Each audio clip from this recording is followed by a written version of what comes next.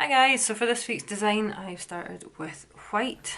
I'm then going to use a lilac and a soft blue, and we're doing the dry brush technique, which you've seen before, just to wipe off most of the polish from your brush before you use it.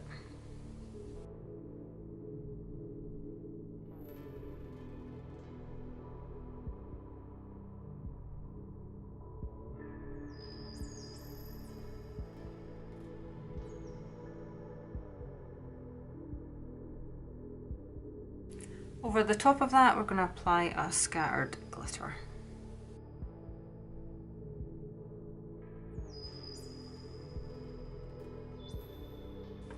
Next, using black, we're going to start creating a flower in the centre of the nail.